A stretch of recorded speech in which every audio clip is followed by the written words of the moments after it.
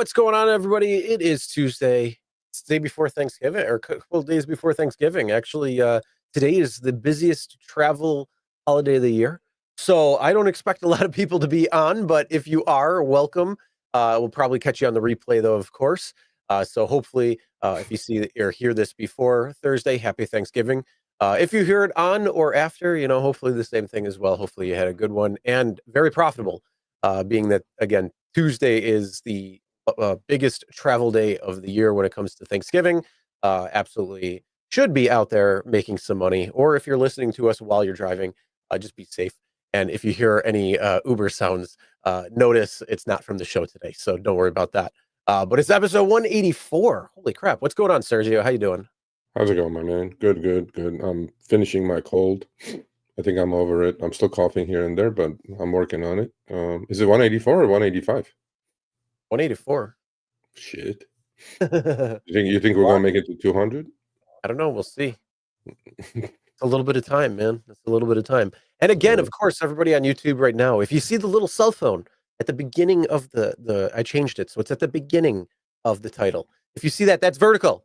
If you don't want vertical, don't go vertical. If you want the horizontal, go with the one that doesn't show the cell phone at the beginning, just for future reference.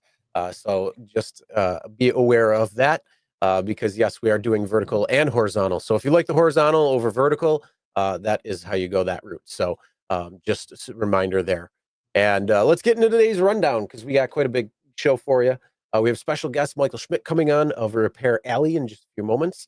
We are going to be talking then about Uber has updated its privacy policy. It's that time of the year. Better start reading.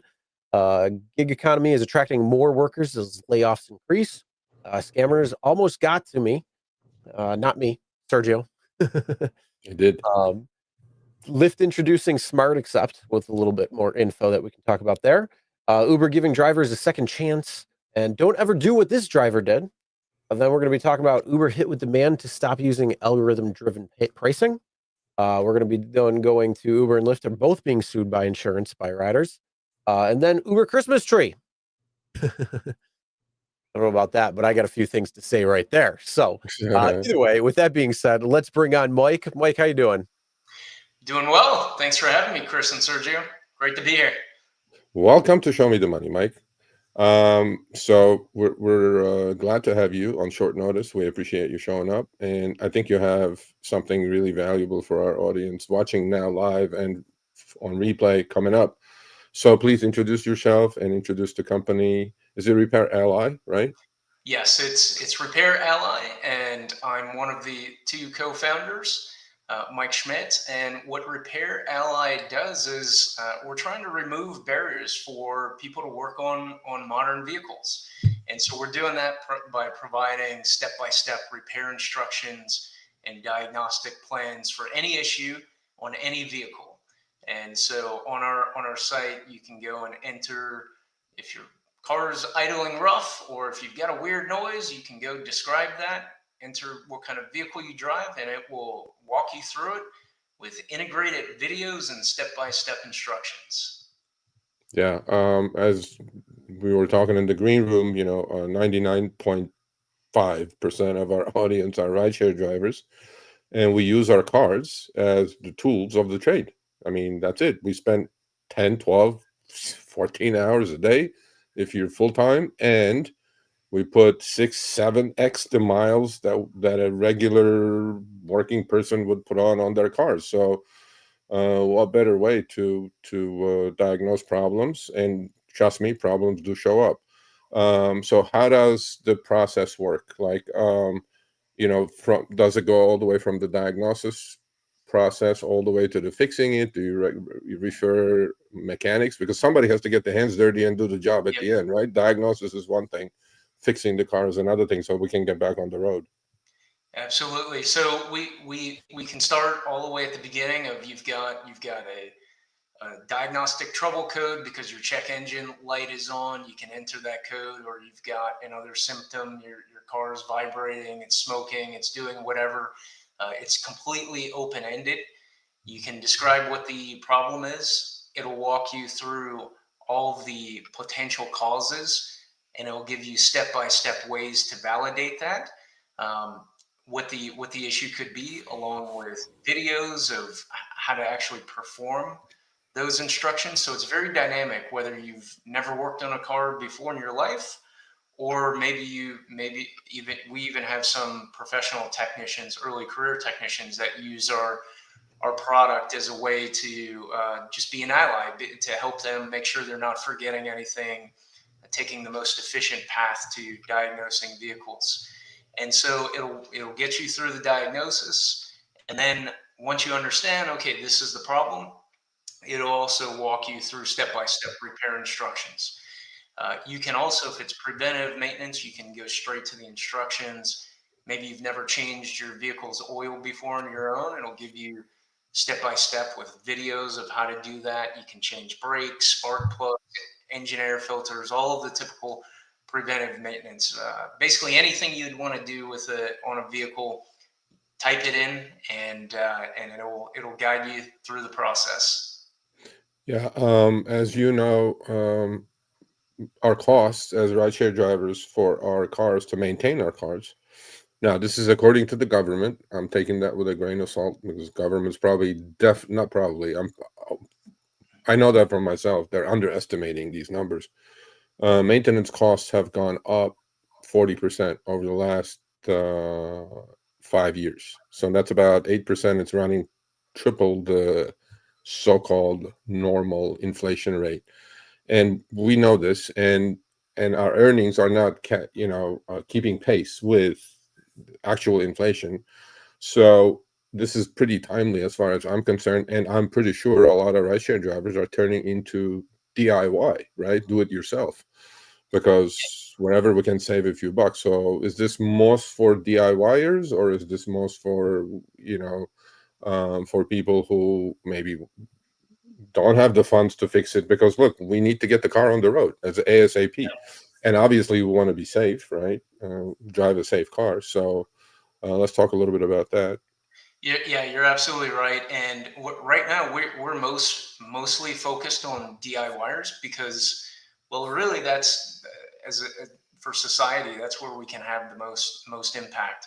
Uh, the the inflation on vehicle maintenance and repairs, as you mentioned, is just at the top of the charts. It's far outpacing all other categories of inflation, and the average cost of an unplanned repair on your vehicle, so not changing oil or something like that, but where you have an unplanned issue, the average car cost is about $1,000 across the US right now, which is just imagine having something go out, and $1,000 unexpected for the month. That's a big hit for almost anyone. And to give you some examples, if you had to change your brake pads and rotors on your own vehicle, single axle, the average cost, this varies, but it's somewhere around $500-$600. You could do that on your own for $200 in Yeah. parts.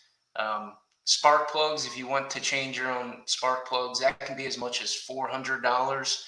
You could buy those parts on your own for $50. So there's real potential for savings. The other way to look at it is the labor rates that repair shops and dealerships are charging now. And Sergio, to your point, this is up in the past 5 years, 40, I think almost 50% actually. The labor rates are at some dealerships over $200 an hour, Yep. and that is just really amazing. So you think about the amount of money you can save if you do a repair yourself. That might take 2 hours of your time, but that can be several $100s. Yeah, I know that from firsthand experience. I had my 15,000-mile service. Unfortunately, I took it to the dealer, and it was simple oil change, really. Honestly, it was every 7,500 they recommend, I guess. I took it to the dealer. They didn't do anything else. Just oil change and rotate the tires was $200. And I'm going like, I could have done this for like $50 or 80 Yeah, bucks max. And but as you know, newer cars, because on the Uber Lyft platforms, not much delivery, but for the rideshare side of the business, they keep changing the models, not models, but the year of the car. Like we can't drive Uber Lyft with a 20-year-old car, let's say. And as you know, those cars were a lot simpler, like you said, spark plugs and things like that, a lot simpler than what we have now. Basically, what we have now with the newer cars is computers on wheels. So are your systems all up to date to figure those kind of things out as well? Because, in the old days when I put my hood up, I could see the engine. Nowadays, I can hardly see the engine. I don't know, right? Let's talk a little bit Yeah. about that as well. Yeah, it is our system is up to date with as late as 2025 models, and we're starting to get info in for even next year. So it's up to date. Funny you mentioned this. I actually started out my career as a mechanic, and that was over 20 years ago.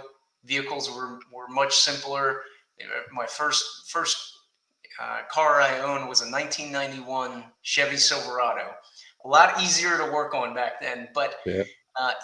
the I think the modern vehicles, while they are more complex, one of our goals is to break down the barriers so that people aren't intimidated by working on these vehicles, because it really isn't that hard.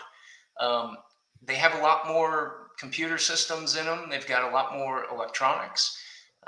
But we use these, computers, electronics. We use these complex systems every day. Whether it's our phone or laptop or whatever.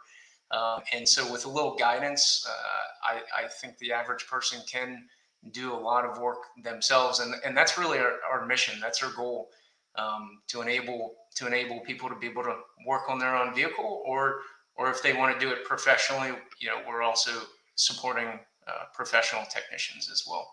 Yeah. As you know, there's a big push in for EVs these days, right? From ICE to EVs. There's a transition going on in the rideshare community as well. And obviously your systems support EVs as well.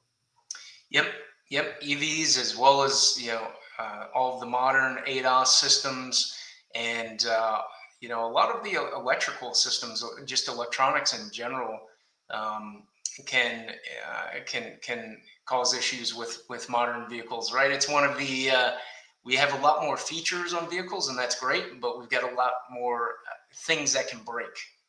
Right. I mean, you said you started as a mechanic, right? I mean, I looked at your bio on LinkedIn. You went to Harvard, so I'm going like, that's I don't know. How did that go about? Let's talk a little bit It's about yourself. quite a transition. I might be the only mechanic that has ended up at Harvard, but actually started as a mechanic and then really enjoyed it. I got into engine building.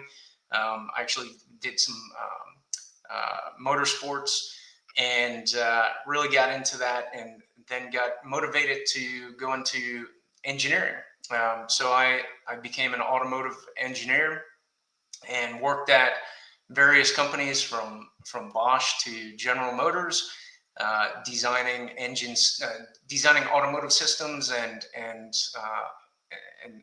new vehicles, and then I ended up managing fleets and service operations for large fleets. So it's been a bit of a journey, but yeah, it's something I've always been excited about, and I've always enjoyed working on my own vehicles, and we decided to start Repair Ally and enable everyone else to be able to work on their own vehicles, and hopefully now more than ever the affordability issue, Well, save money doing it.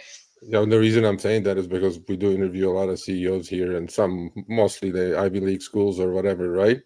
And you're probably the first one that started as a mechanic, ended up at Harvard, and then still enjoy getting your hands dirty. Because most CEOs, I don't think they get their hands dirty. Because I encourage CEOs like Ubers and Lyft. I go out and then drive. Then you understand what the problems are we're facing. You don't need me talking to you about it, right? But no, kudos to you. Kudos to you. So how long has the Repair Ally been around? We've been a company for just a few months now, Okay. approximately four or 5 months, and so still very very early days for us. But we've had a ton of interest um, in what we're doing, both from DIYers as well as businesses. We typically sell to businesses that want to support either DIYers or support auto repair in some way. And so it's been a bit of a roller coaster, rapid growth here, but we're excited that we've found something people are interested in. No, I think you have the perfect mix here, right? You like working on cars, get your hands dirty, but you also have the education to back it up, or start a startup. Like I would call you guys a startup. 3-4 months is Yep. pretty new, and I'm sure you're going to face some of these vulture capitalists. But hey, so we have a couple of more minutes remaining. I'll give you the floor. I know we have a special for our audience, right? Let's talk a little bit about that, and to close us up, floor is yours. Yeah, absolutely. Well, yeah, for all the viewers, we do want to support drivers as much as we can. So we have a special. If you go to repairally.com/rideshare, there's a special sign up which gives you free access to create an account to our software. And yeah, that's available for it's limited usage, available for a limited time, but it's a free account you can create and have that will support you for doing your own preventative maintenance and as well as diagnosing any issues that might come up on your vehicle. So please check that out, and of course give us any feedback you have. That's one of the benefits we get from users coming in. And I just to add a few things. Obviously, our software helps people to work on their own vehicles, and that can save money. But there's also other benefits. One is, you can, if you've got some kind of issue with your vehicle, simply going through using our software for diagnostics, you can better understand what the issue could be. So when you go to a repair shop, you're informed, and you're eliminating that information asymmetry. You know if they're giving you a fair deal or not. It can also just reduce anxiety, right? It's a lot of people who have some noise or issue with their vehicle and they don't know what's causing it. They don't know if it's $100 repair or $1,000 repair. It helps just to know what it could be. So I'd encourage you to use the tool even if you're not going to work on your own vehicle. So yeah, we're super excited to support drivers however we can, and hopefully this is helpful. Well, it absolutely has been helpful. So let's answer this quick question. Until what year did they have cars on their platform? Well, Mike said already all the way up to 2025, but how far back do you go? Like, do you go 10 years, 20 years, 30 years? We go back to 1980. Okay. So yeah, I'm not sure how many drivers are driving cars that old, but we support any U.S. vehicle. So if you've got some imported vehicle from, I don't know, Australia or something, it may not be on our platform, but anything that was sold in the U.S. back to 1980. No, it's 45 years. I think we got everybody covered here. So, well, we thank you. We thank you for showing up on short notice. So please go check it out. It's in the show notes. The special is also, the link is in the show notes as well. Your Repair Ally was nice enough to extend the special for the RSG audience, and take advantage of it. Look, man, nobody likes getting ripped off. I know every time I'm going to the mechanic, or specifically when my wife goes to the mechanic, she goes, honey, they want to change this, they want to change that. I go, no. Don't do any of that stuff. But at least as a backup, right? You just go with some knowledge into a auto repair shop. At least you can save yourself some money that way as well. So thank you for showing up. Okay, thanks for having me. Take care. Bye. Thanks. All right. So yes, if you are interested, link is in the description, and you can check it out and save some money doing it. So working on your car can be real fun. But I did see one of the comments. I forget who posted that, but one broken bolt could be like 8 hours. And yeah, oh yeah, that's the biggest pain. You do something that's not fun, and then you're like, oh son of a, you're MFing up and down, or you got a 10 mil socket, and then all of a sudden you put it down and it disappears. It goes into the 10 mil socket graveyard, lost and found that is never found. Yeah, I don't know how that works. There's ghosts. There must be ghosts. They just disappear. Shit disappears. I don't know. Mm-hmm. But anyway, no, it was good. I think it's a good idea, and definitely please go take advantage of it. I mean, go to driverally.com/rideshare, and you'll have the services for free for at least for a while anyway. And yeah, I think you all should, if you're a DIYer or even if you're not a DIYer, get an idea before you go to the mechanic, before you get ripped off. So, Well, we were working on your car, and then all of a sudden, we found out that you have you wanted an alignment, and we found out that your tie rod is off, and it's loose, and you're gonna have that one repaired. yeah, man. We couldn't do Yeah, the well, alignment, but we could definitely do that repair for you, and then we it's could like do the alignment after that. it's like a human going into the hospital and then they find 20 different things wrong with you. You go in with a cough and then they go, "Oh, you need heart surgery." I'm like, "What? Yeah. What happened?" Well, that's like trying to Google back in the day, "Hey, I have this symptom," and it's like, well, you could have, a cold, you could have allergies, you could have cancer and Brain be dying. tumor. It's like, what the Yeah. you know, You're right. All right. So yeah, that was Mike Schmidt. Mike Schmidt wasn't there like a baseball player named Mike Schmidt? I don't know, maybe. Yeah, Philadelphia Phillies, bro. What kind of American are you? I know I don't that watch shit. baseball. Come on. Well, That's the American I it's am. an American America's pastime, bro. pastime can go screw it. Dude, you know what I do at America's pastime? So we got the Bisons. If I go to a Bisons game, I'm there for literally 2 innings before I'm bored off my ass, and then I decide to walk to the bar, I and then was I go right. there and drink. I was right. There I you go. was right. Man, I know my shit. Phillies There you third go. baseman. That's right. Hall of Famer, Mike Schmidt. Yeah, baseball games for me are hot dogs and beer and peanuts. I can't see For the me, shit anyway. They it's throw the bar. ball 100 miles an hour. I can't see shit. So I'm like, whatever. For me, Once it's in the a bar. while, something happens, and I'm like, it's still got to be the most boring game on the planet, bro. I'm like, I think golf is probably the most boring if you have to watch it. well, at least in golf, it keeps moving. Baseball is like, they scratch their You could balls, say chew baseball some. keeps moving too, but it's so damn boring. Yeah, it's just Um, like I anyway. like hockey, I like baseball or Hockey, not I like. baseball, Yeah. basketball, I like football. That's a little bit more. That's a little more intense. You got a little bit more fanfare. You got a little bit more fun. But when it's More baseball, action. it's just like, all right, I'm falling asleep. Yeah, that's true. It's not America's Anyway, pastime anymore. all right. So I see the behind the wheel slide. So behind the wheel. Okay, look, folks. I know you've been emailing me. I have you all lined up in my calendar after Thanksgiving. We're gonna hit it hard, and we're gonna do one by one. Hopefully, you guys are good speakers, reasonably good speakers, and we'll have a great conversation. We could talk about your experiences with Uber.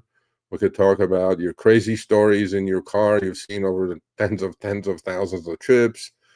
You could bitch and moan about it and saying, "I hate this, but I'm still gonna do it." Whatever you want to talk about, I'm game. Email me, Sergio at therideshareguy.com.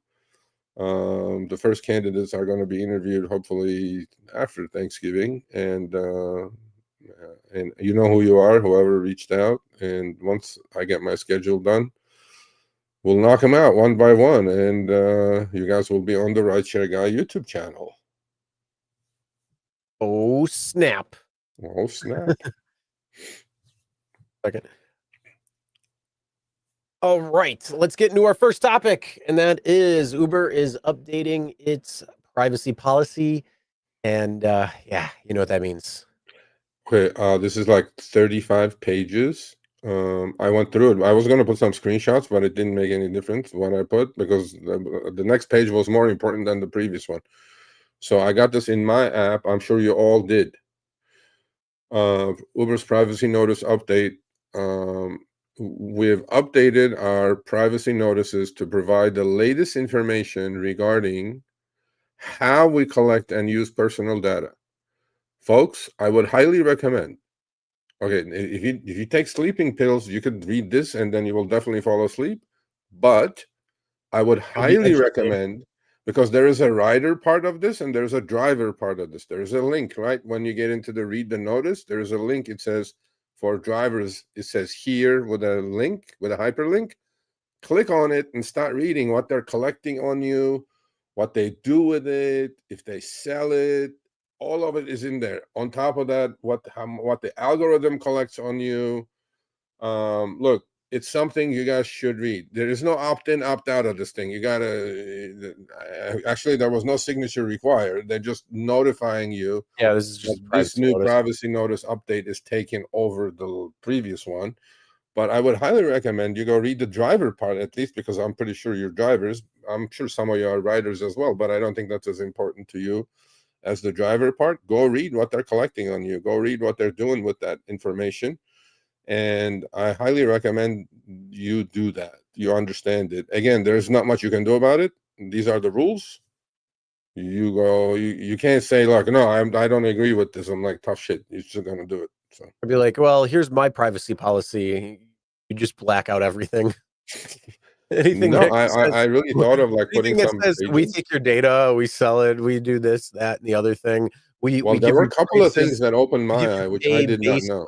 on X, Y, and Z when it comes to your data that we collect.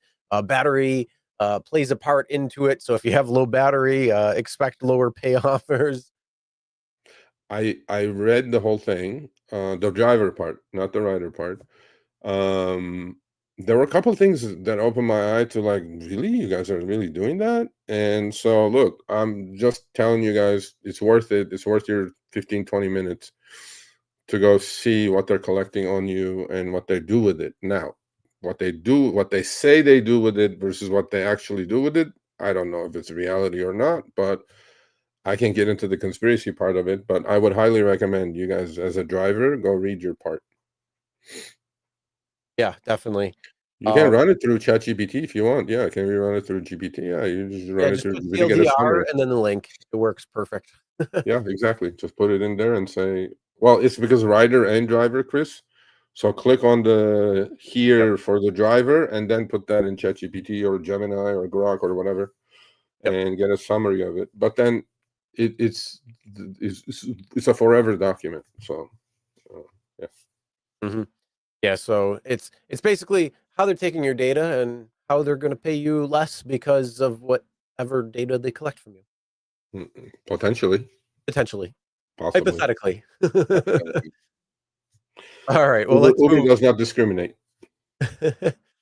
Well, that's what they say, but the AI, I don't know what Well, the AI can do.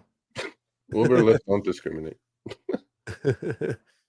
Well, let's move on. Let's talk about the gig economy attracting more workers with layoffs looming and more coming. Yeah, good old Goldman Sachs came up with this report as if they're our audience, I think, knows this better than anyone. You know what is that word that we use quite a bit last couple of years, Chris? Oversaturation, right? Yep. Although in some cities it seems like it's gotten better through the efforts of ICE, and however, today after the market closed, HP announced earnings. Hewlett Packard 8,000 layoffs, UPS 40,000 layoffs, Amazon 30,000 layoffs. These are decent paying jobs. And look, man, these people are turning to gig work. Goldman Sachs says that high paid analyst figured it out finally, Chris, that gig economy is attracting more workers. And who likes this, Chris? Who likes this? The drivers Uber. like it. Uber Uber and Lyft likes it. love it Lyft likes it. DoorDash likes it. Grubhub likes it. because then they don't Instacart have to likes pay it. any bonuses. Yeah, because look, there's more supply and it's undeniable. I mean, look, I was reading, Verizon layoffs, correct. And I was reading an article from actually Federal Reserve Economic Data. And we were talking about this with Mike in the green room. The largest cohort of unemployed in this country at the moment is recently graduated college folks and people with 4-year degrees. It's running at 26 to 28%, Chris. That's a massive number. And this is without AI kicking in fully, and these people can't get jobs. So some of those people are going to turn into gig work, right? So according to a recent Goldman Sachs analysis shows that more workers are embracing gig work to supplement their income more than before. No shit. That's why Uber has 9 million gig workers on their platform globally as a result of cool down in the labor market. Yeah, we know what's going on. And key factors are work on gig platforms in 2025 have increased. And Uber and Lyft during their earnings calls, by the way, talk about this, that average driven hours are up. Well, yeah, they are up because you're not paying enough. So I have to work 50% more to make the same amount of money I was making last year. That's one reason, but no analyst will ask them that question because I do listen to the earnings calls. And Goldman classified gig workers as employment that includes subsets of workers, such as independent contractors, temp agency, or on-call workers. The analysis showed that workers who choose to participate in the gig economy would only be able to earn 50 to 65% per hour of work as they did in traditional jobs. No shit. Welcome to our world, Amazon, Verizon, HP, UPS workers. Welcome to our world. So yeah, I mean, I think this writing was on the wall, and I'm not surprised. Yep. Well, unfortunately, it might get darker before it gets better. But as you said and alluded, there's some clearing out of different accounts, and I talked about that as well in a video. How we just had seen that it has to be taken in a promptly timed manner when it comes to your selfie identification, so it can kind of see if there's these account shares happening and kind of try to eliminate it. So they might actually be moving in a good direction there. But yeah, that's it's this balance game, and it kind of seems like it's just going back and forth like this right now. Yeah, the balance is skewed to the supply side now for sure, and then the usage of these platforms may go down. I mean, if we go in a slowdown or a recession, um, I mean, the consumer is also going to pull back because this is discretionary income. This is not, you may not go to bars every weekend. You may go once a month now, and well, you don't use Ubers for that, right? And we know what's going on with AVs too, right? I mean, in California, 1 million trips a week. That's a lot. That's 1 million trips less for human drivers. And Mhm. they're all over. Then they're on the freeways now. They're expanding to San Diego now, California. I mean, look, we have driver community has problems. So if you're not getting quests or ride challenges or bonuses, or you can't see surge, well, we know what the reason is. There's just too much supply out there. Yep. All right, let's move on. Let's talk about how a scammer almost got you. Almost did, bro. Almost did. Now the writing is a little too small on this. You have to take over this one. This came to me as an email, right? So what do I do? First thing, I look at the source of where it's coming from, right? Because this looks pretty legit, right? Then I started laughing. Then I immediately forward this to my Uber people.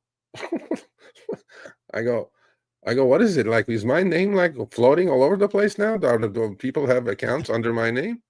Because how would I get this email otherwise? I'm sure my email got compromised. Or some scammer watched the show actually because it came to Sergio at the rideshareguy.com. Now, if it had come to my Uber email address, then I would have taken this a little bit more seriously. It took me about 10 seconds to figure this is a scam. And look what it says, Chris. First of all, where did the email come from? It came from uber.uber.agent@gmail.com. Okay, so that's your first clue, folks. So That's your it's an first clue. Uber agent. Yeah, that's your first clue. Okay. Gmail.com. Yeah, sure. That's your first clue. The second clue is if you want to read it, look at that English, bro. That's a little like no punctuation. And it says, we're sorry about the problems you're having, but why don't you send us your, like, I think it's somewhere in the middle. I can't see it. It's just too small. What does it say there? It says like, send me your credentials or something, right? It says, "Thank you for reaching out to us." So you reached out to them, apparently.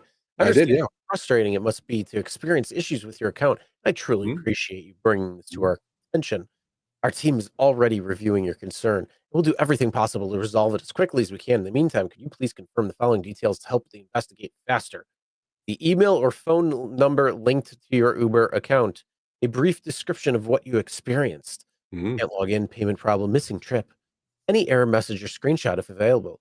Once we receive this information, we'll update you with the next steps right away, which means they will want you to log in and do stuff or something else. But Yeah. And then thank you empty again your for your bank patience. account.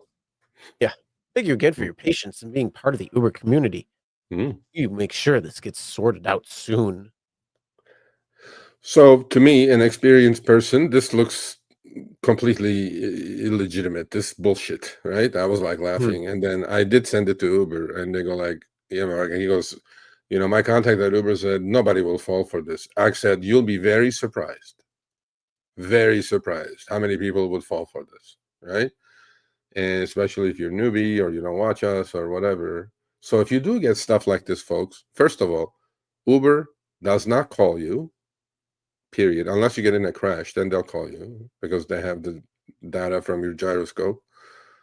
Uber support never calls you. So if they call you and say, hey, we have a VIP for you to pick up, all these old things that we talked about, scams. So this was obviously a phishing scam, PHISHING scam. And I was like, yep, go F yourselves. Don't even respond to these things, by the way. And sometimes there'll be a link in these things. You can open the email, but do not click on that link because then they'll install malware on your computer and then all kinds of shit could go wrong. So just don't do anything. I will go delete in the trash can, empty your trash can, you'll be good to go. But don't fall for these things, folks. Don't fall for it. Yeah. They're gonna contact you a number of different ways, and it's all at the same time as well too. So um, it's gonna be in your app, so you'll get an in-app notification.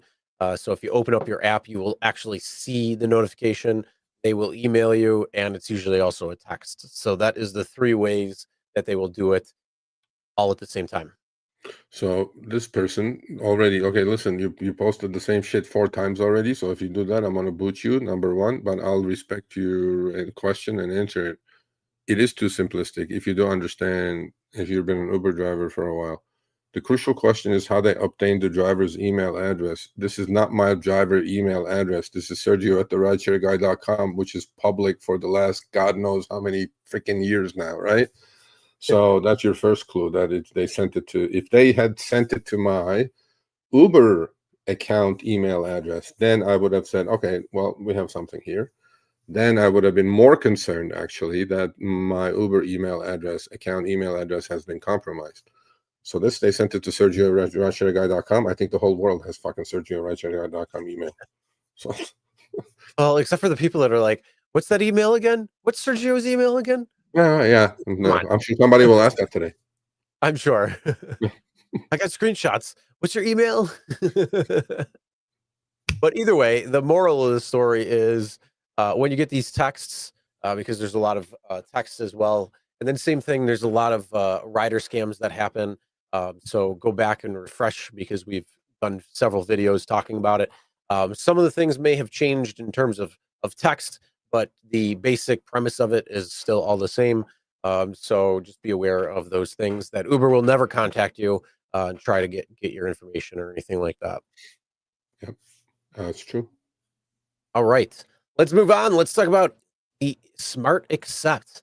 Man, I don't know where you got these screenshots from, but um screenshots, not actual taking shots of your um Okay, computer so the screen. problem is I did not get these are not screenshots, these are actual photos You're because fine. because the screenshots I received were not screenshotable. So let me put it to you that way. That's all I can say. Mm, So Lyft has come up with this brilliant idea, Smart Accept. So secure your ideal rides and get a bonus. So it says, be among the first try to Smart Accept. This is not Auto Accept. This is Smart Accept. There's a difference between Smart Accept and Auto Accept because priority or preference, was it preference or priority? I don't know. The one that you get paid 15% less. Which one was that one? Priority. um Was it priority? priority or yeah, No, priority. We all call it poverty though.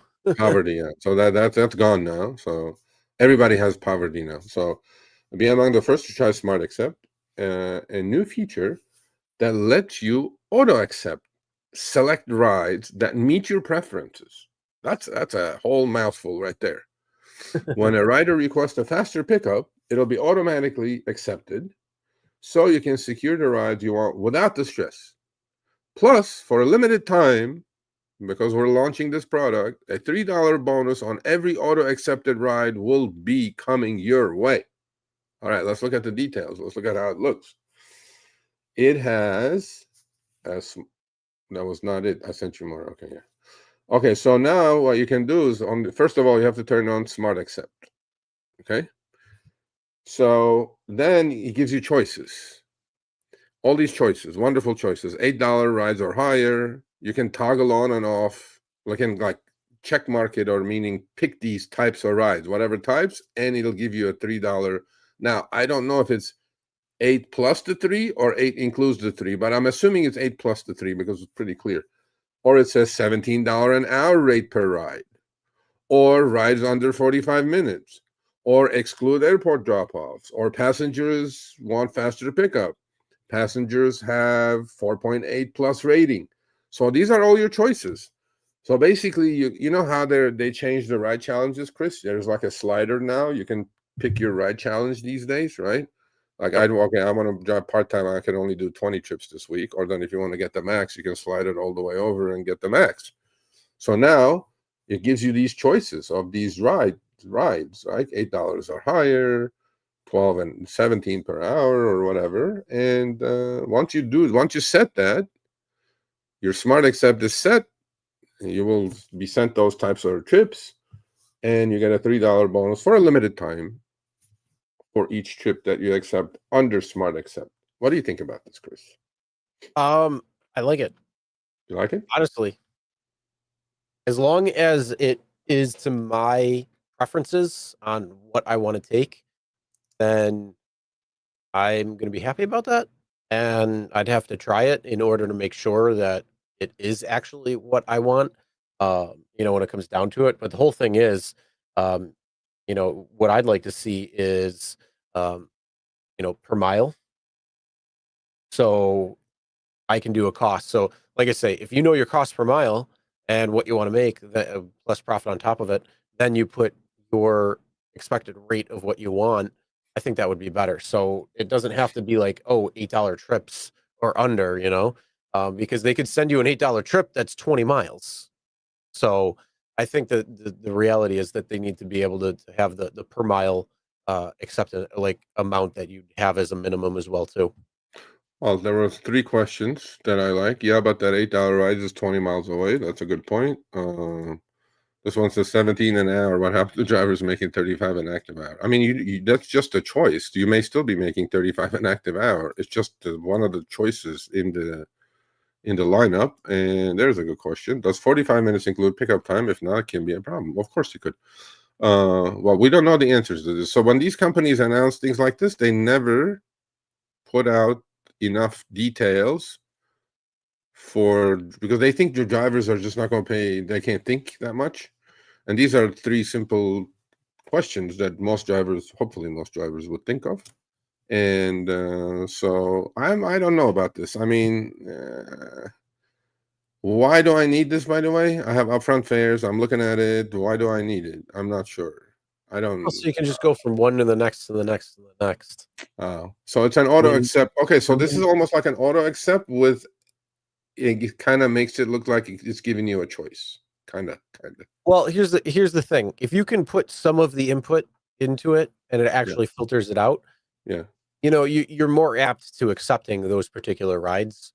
okay. But the thing is, you still have to pay attention to each ride coming in because you still have to figure out, is this profitable or is this just a veil that they're putting on top of it in order to see it to make you want to try to accept everything and have all of these different filters. I get you. Okay. I mean, okay, then it's not a bad idea, I guess. But I wouldn't use it. I mean, I will not auto accept. I like to be in control.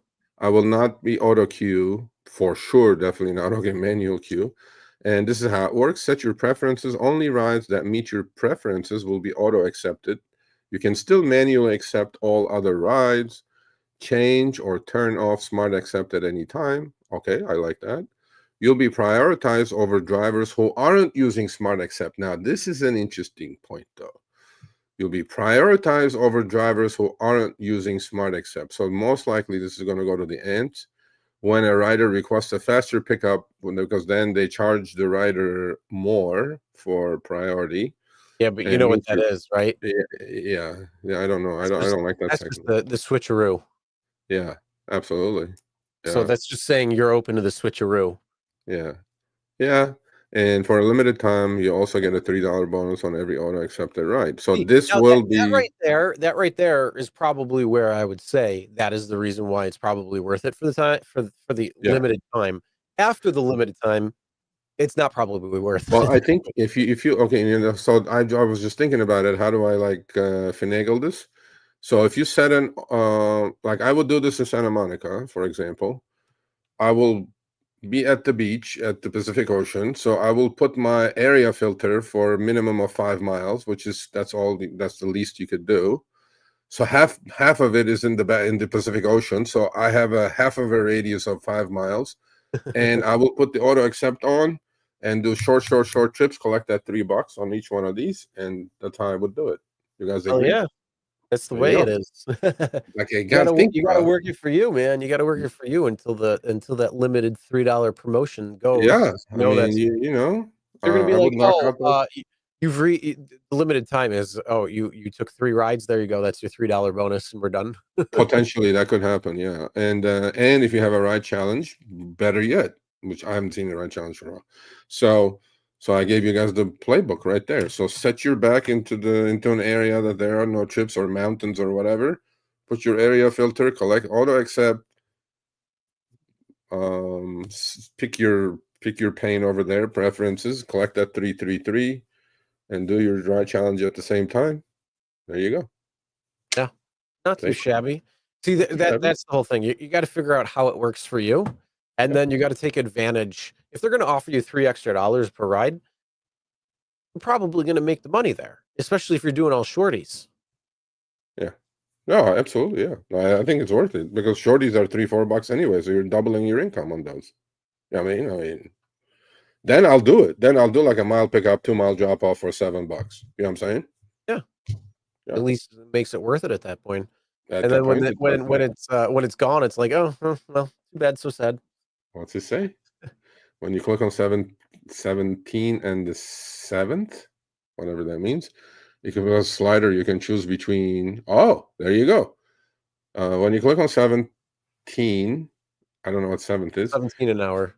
17 an hour. Okay. It becomes a slider, so you can choose it to be 89 or 10 for a minimum, or 17 through 26 for a minimum per hour. Well, Oh, okay. here's the Okay. best Cool. part. Here's the best part. If they give you Cool. a minimum of 10 in certain states, that won't work because they have minimum fares. Yeah. No, actually, 22 for you. I don't have it here. I don't have it in California. I don't know that. I'm sure they're piloting this somewhere. But if it were to come to California, I live next to the mountain, so I'll put I don't even have to go to Santa Monica. I'll just put a 5 mile radius and collect those threes, baby. There you go. Yeah. I'll go buy me a Diet Coke. All right, let's talk about Uber drivers getting a second chance. How do you like this, Apple? AR. AR versus advantage versus standard. Woohoo! That extra money. In case you are a habitual decliner, okay, and you declined enough trips that you fell to standard, and everything you're getting is standard mode, no advantage for you, no sub for you, which is fine. I wouldn't worry about it. But now there's a second chance Uber is giving you an opportunity to get to advantage mode.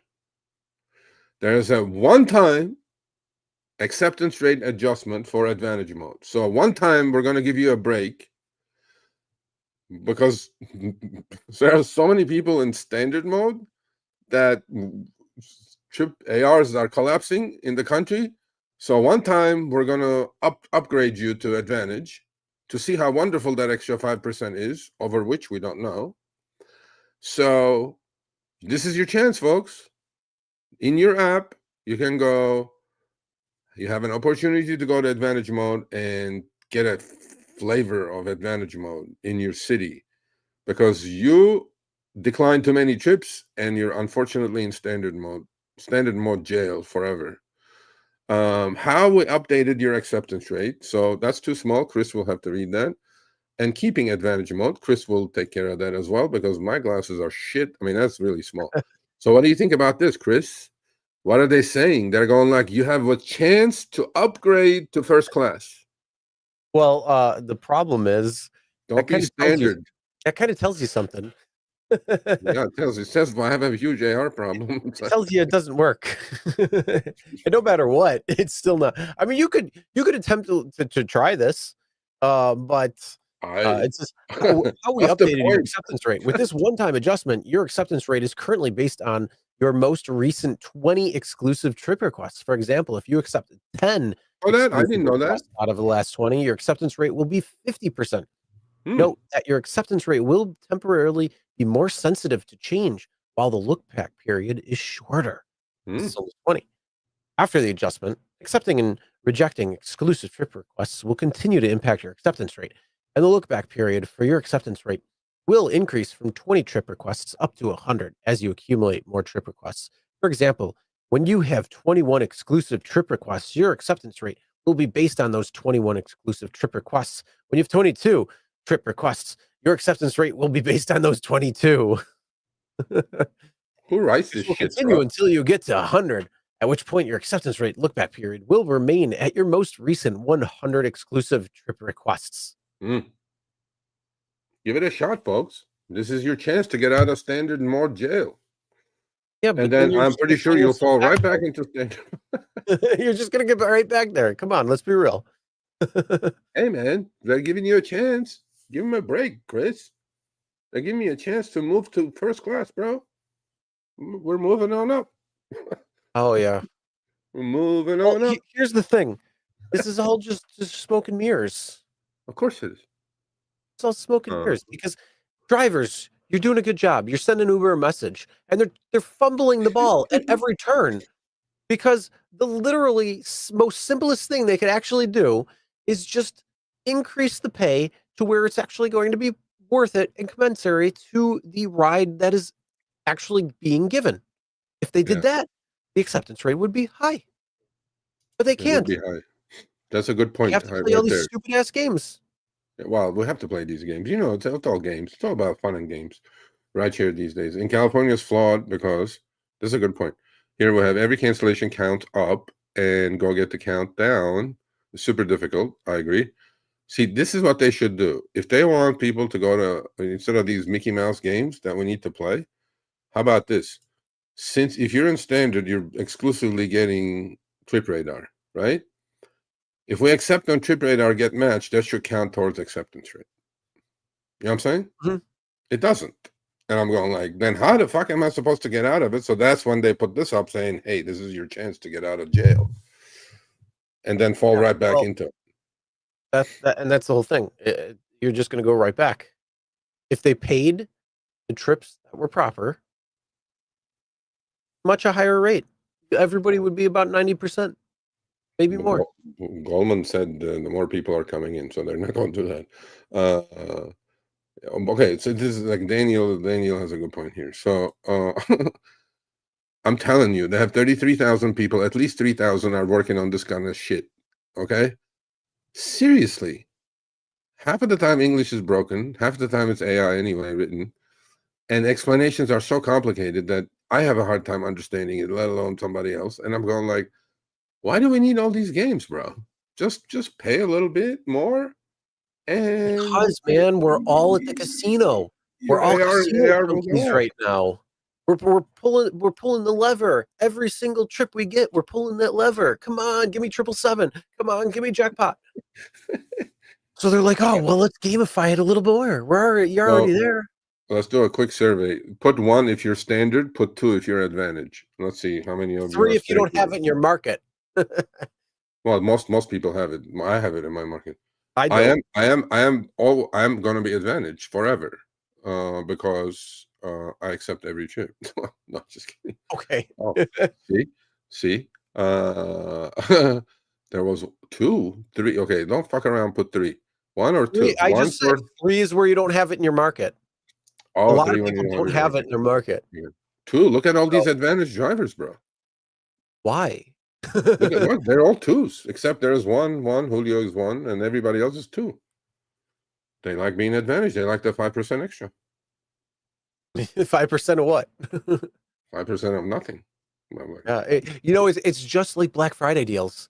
Here's the thing: walk into Walmart, go to the TV section, and pull the front. And you'll see 3 digits because it's under 1,000, but it's above 100, so you'll have 3 digits. Pull the third digit out and look at it, and it might be a little cheaper than what you're paying for the TV.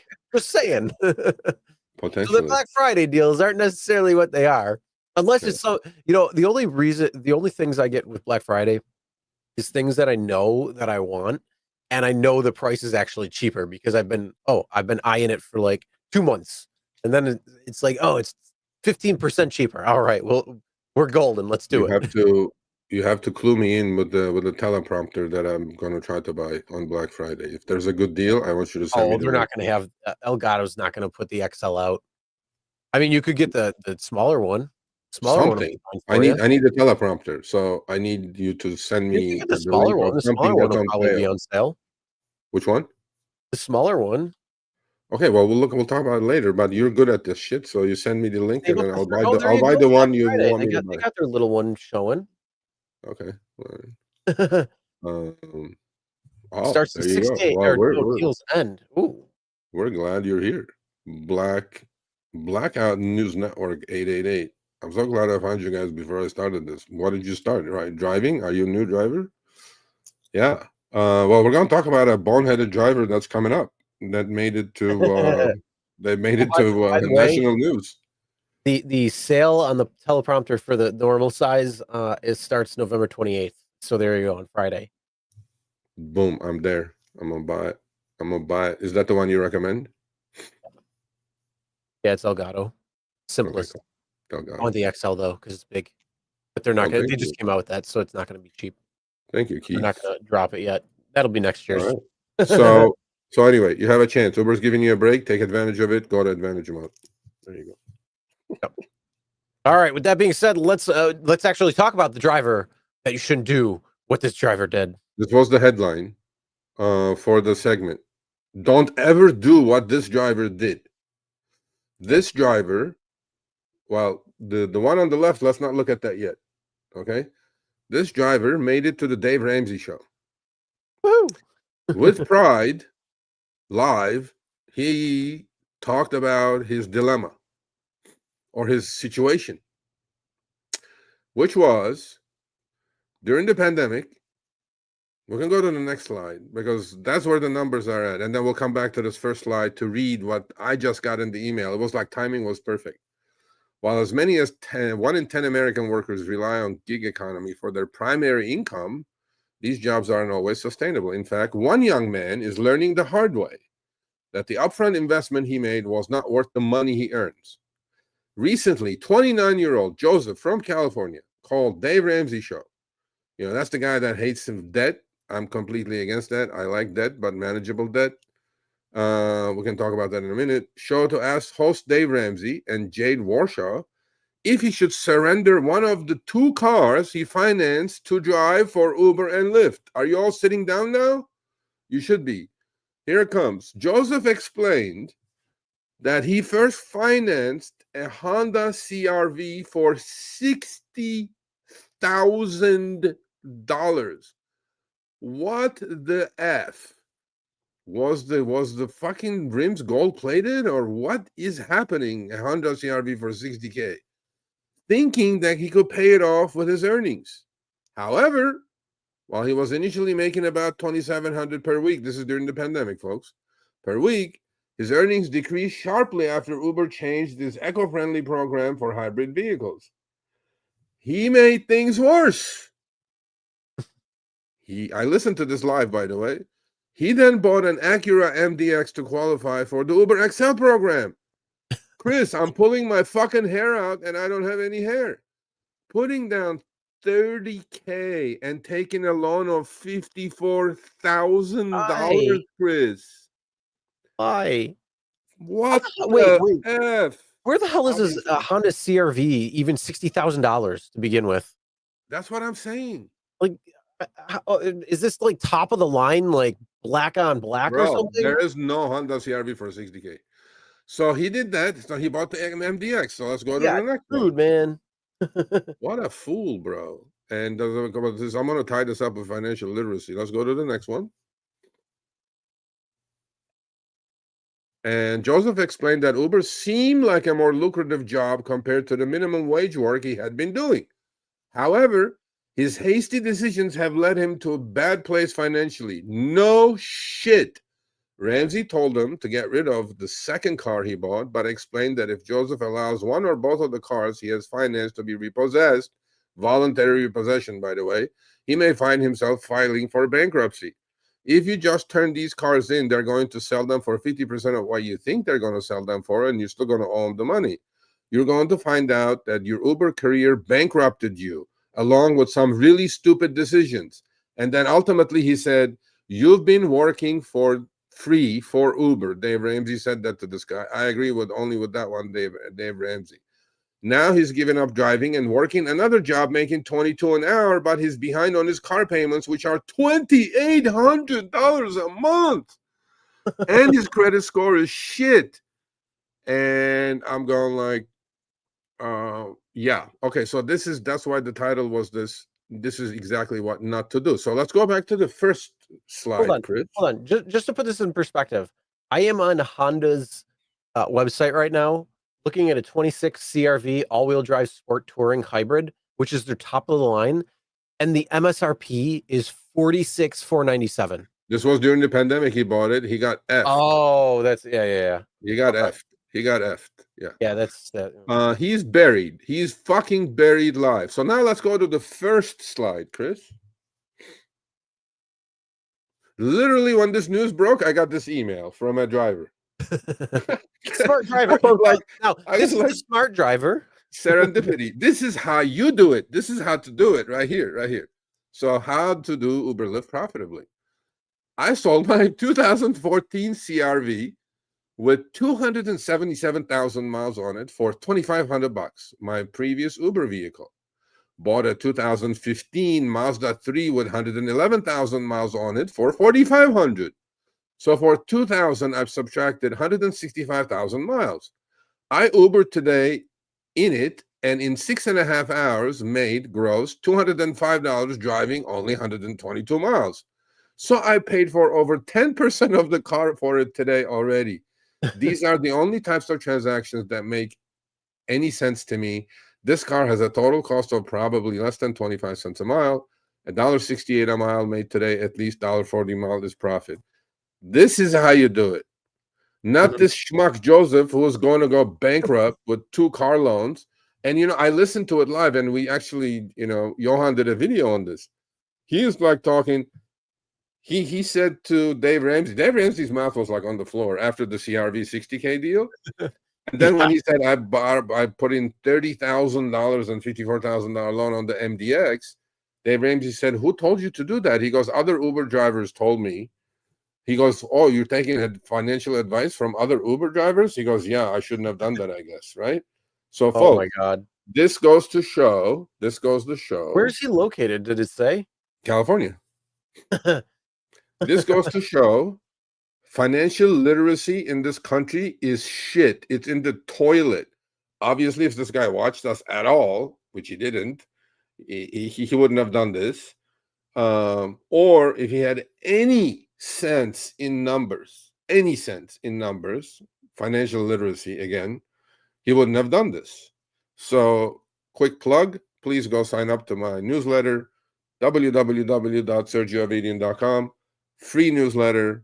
You'll get it every Monday, 12 Pacific. Amazing article came out today about fractional shares, how you don't need all the big bank to buy shares in companies. You have to start investing, number one.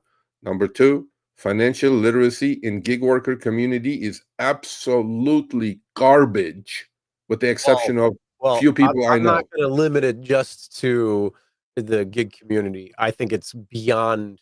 No. Everyone. Everybody. Everyone. No, the website is not for just gig workers, but Half a this semester at high school doesn't count. no, and everybody from elementary school all the way to college. Yep. So for sure, yeah. And especially now that the college kids are figuring out they can fucking get a job with a 4-year degree, and there's unemployment rate is 28%. How They're are going to you? live in their mother's basement Please forever. tell me the demand for a gender studies degree. That Tell doesn't me pay. where there's demand for that. Doesn't pay. Does not pay. No, you know what you need to do? You Like, need to or go back. You need to go anthropology to or school, archaeology, none of to that a shit trade pays. school. But there's going to be massive student loan reform in this country shortly coming up, hopefully. But the point is not that. The point is, please do not do what this dumb fuck did. And I have no hesitancy calling him a dumb fuck. Because if he had $2 worth of brains and $3 worth of financial literacy, he wouldn't have done that. But he did, and now he's going to go bankrupt. So, folks, don't do it. Do what the other guy did. Sell your junk car for a couple thousand, put another 4,000 or 5,000. Don't have a car loan note on your car. Buy something that you can use on the platform for a couple, 3 years minimum, so you can let me tell you something. take that all money out. I have a 22 Honda Pilot, and I bought it. Bought it more for the family.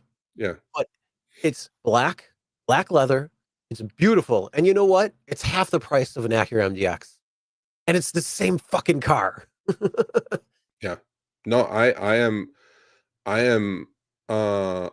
telling you folks, financial literacy, Chris.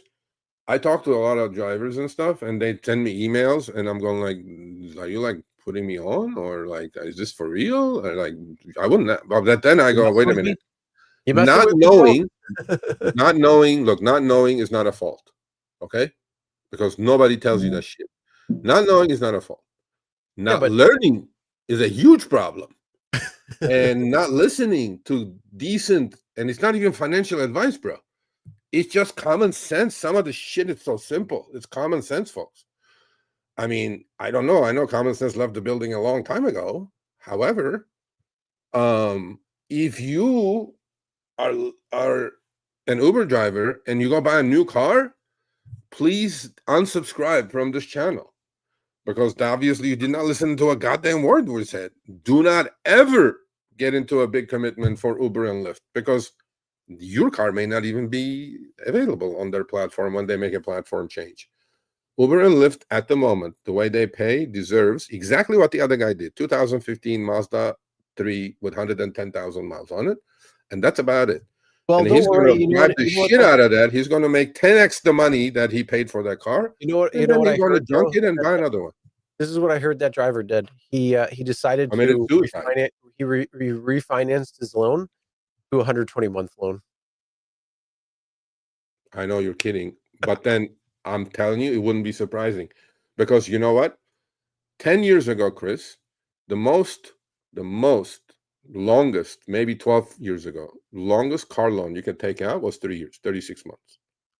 No, you could get 4. And then you get 4 for it a got while. stretched to 72 months, not 80 months. It was like, it keeps getting stretched because the car prices are going up. The payments have to stay the same, because when a dumb shit walks into a dealership, what's the salesperson ask them? First question: how much can you afford to pay? 400. Oh, sure, we can make a deal for 400, but now your loan is going to be 72 months.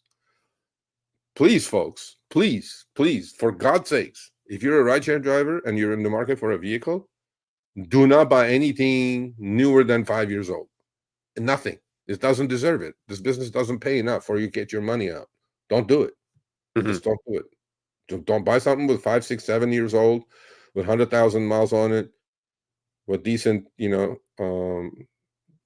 service records, and then drive the fuck out of it, because you're already depreciated that thing to pretty much nothing, and make the money, junk it, do the same thing again.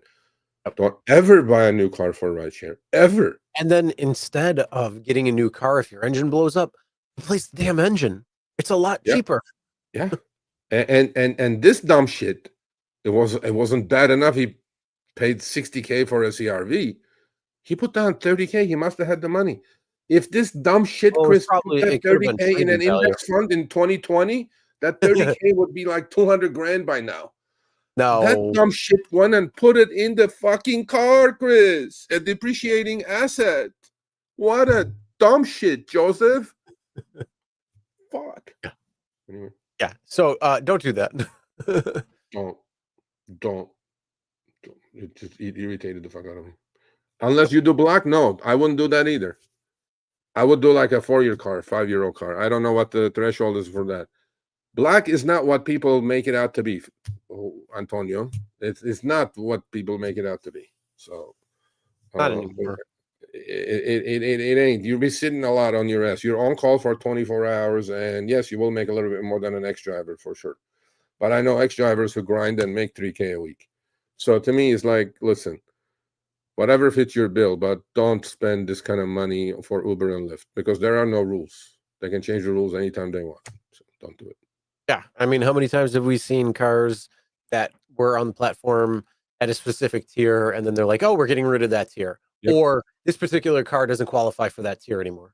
Well, just like the 50-year mortgage, now they're talking about 120-month auto loans. What? Yeah, No. 10 years. Let's not do it. Let's just not do any of that stuff. Well, come on, let's kick the can down the road. We got to No, make man, we got to make more interest somehow. No, man, I'm so tired of kicking the can down the road. Don't get me started on any of that shit, please. Don't. All right, Anyway. well, let's move on. Let's talk about Uber's hit with demand to stop using algorithmic driving pricing. This is good. I like this. I like this. This I like a lot. Thanks. A lot. This comes from Europe, of course. It's not going to happen here yet. Hopefully, it will. Uber have legal demands to halt use of AI-driven pay systems. Yeah, no shit. That's called algorithmic wage discrimination. All that shit that we talked about improved for the last 2-3 years. Uber has been hit with legal demands to stop using its artificial intelligence-driven pay systems. Yeah, let's go back to rate card, Uber. Huh? Huh? I like it. How about that? Like it. Rate card. Rate card. Yeah. All you got to do, you can show me the pick. Here's the deal. You can show me the pickup, the drop off, and the estimated fare that I'm looking at making, because it's based on time, the expected time, and it's based on the expected distance. But at least I know for sure that if it takes longer because of a detour or whatever, that it's going to be adjusted. And you know what? I don't care if the ride is 2 miles shorter because I know a quicker route and something else is happening. And so I want to make sure that I get that person in my back seat out of my car. I don't care if the pay goes down a little bit, but at least I still have that upfront information, and it's protected by a rate card, so everybody's at a fair advantage. I agree. And then that way you're not worried that somebody could come back and say, you know what? I think you're discriminating based on color or creed or something. Yeah. Well, but this one, Chris. See, Europe have a lot tighter regulations on these TNCs than the US. In US, they bought everybody already. So, when did Uber stock bottom, Chris? Stop what? When did Uber stock bottom? 2020-ish? I don't know. 2022. Exactly. It happened to be coinciding exactly with upfront fares. Well, that's when it started going back up. It bottomed at 23 and then went up to 100 and change in 2.5 years. So anyway, so Uber says, so they're driven using its artificial intelligence-driven pay systems, which have been blamed for significantly reducing the incomes of the ride-hailing apps drivers. Yes. A letter before action sent to a U.S. company by the nonprofit foundation Worker Info Exchange on Wednesday is understood to allege that the ride-hailing app has breached European data protection law, and they have very strict data protection laws, and that's why we talked about the privacy bullshit at the start of the show. Go read it. Go read what they're collecting on you. By varying driver pay rates through its controversial algorithm. No shit. Next one. And the proposed legal case is expected to be filed in Amsterdam, where Uber is based in Europe. By the way, did you guys know that? Uber is under Razier LLC. The moves come after WIA partnered with Oxford University during the summer to publish research on Uber driver pay, which we know happened to be identical to Len Sherman's work, as we know. The academic paper found that many Uber drivers were earning substantially less an hour, while the company was taking a significantly higher share of fares since the ride-hailing app introduced a dynamic pricing algorithm in 2023 called upfront fares. Oh, Dynamic pricing variably sets pay for drivers and fares for passengers as a later iteration of Uber's surge pricing, which increased fares during peaks of period demand. Oxford University research found out that some of these people were making less than minimum wage. And under the GDPR is, I think, their privacy law guidelines in Europe, drivers are entitled to demand that Uber stop using this technology, revert to the previous method of transparent pay setting with a human in the loop, and compensate the drivers for their losses. So I like this quite a bit. And let's see what happens. I like it too. And that's what I've been saying. I'd rather have the rate card. Give me the upfront information. There's no reason to hide it because then I know pick up and drop off whether I want to take it or not. Because you know what? Here's the thing. If I accept the ride and they're going to a spot I don't want to go, what's going to happen? Cancel? Oh, yeah. So now the passenger's going to be pissed off and the driver is going to be pissed off and everybody's just not going to be happy. And, or you could just not do that, go back to rate card. Everybody wins. And acceptance rates will be where they're. But with the rate card, Chris, their margins are going to shrink. Oh well, with upfront fares, they have two algos running. They can F the rider and F the screw driver. the rider and screw the driver. Yeah, but that's why their free cash flow machine is going through the roof. Instead of this, like it used to be, this is how they stretched it. Yeah, and that is why their stock is, or at $80 or $90 a share or whatever it is right now. Yeah. And but that's we can go back to the rate card, that will shrink back in. But well, that's all right because I'll just bet against the stock. Well, you could do that, yeah.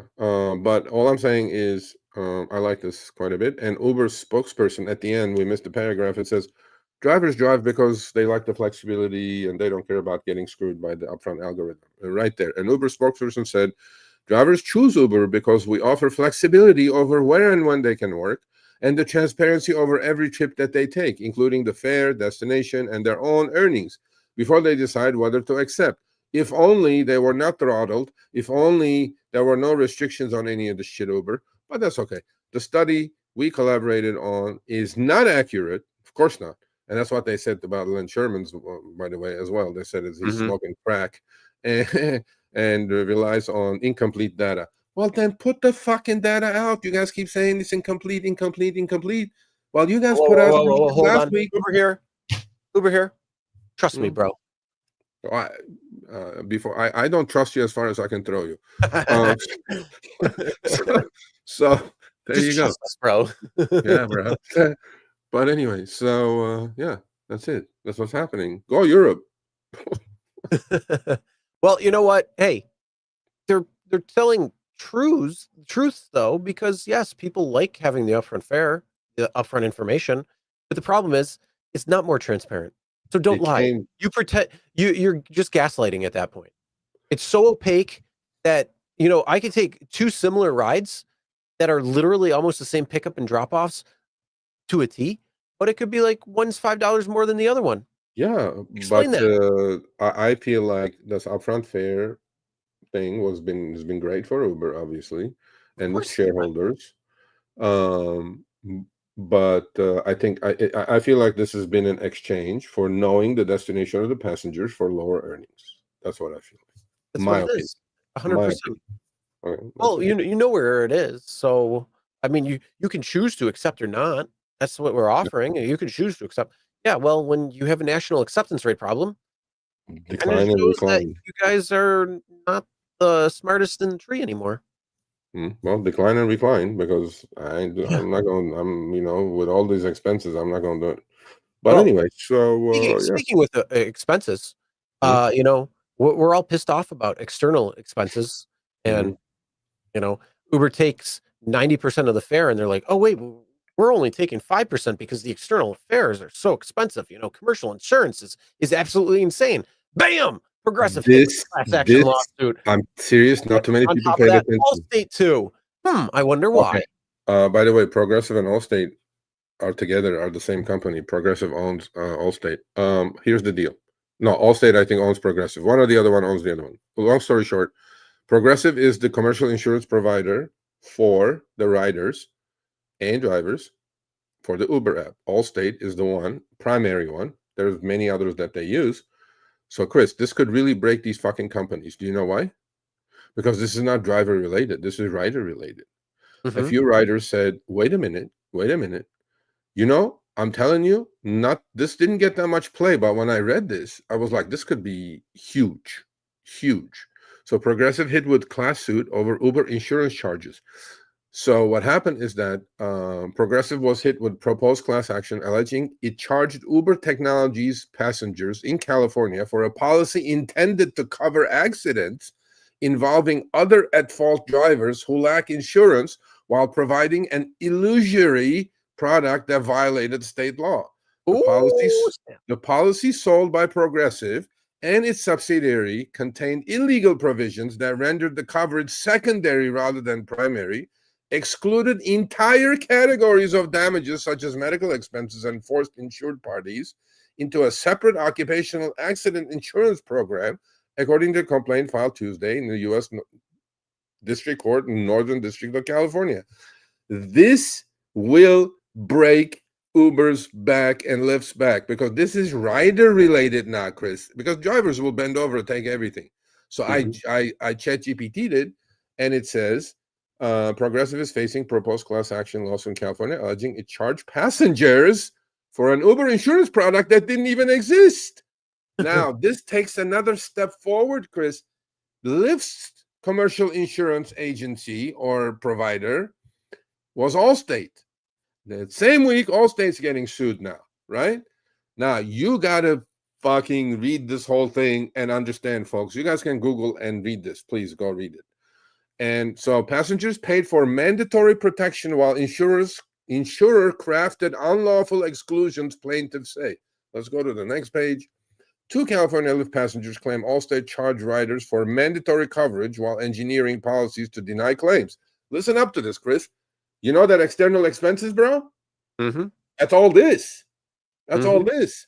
A lawsuit filed this week in federal court accuses Allstate Insurance Company and its subsidiary Northlight Specialty Insurance Company of running what plaintiffs called a bait-and-switch operation that generated profits by selling California rideshare passengers illegal insurance coverage designed to evade coverage obligations.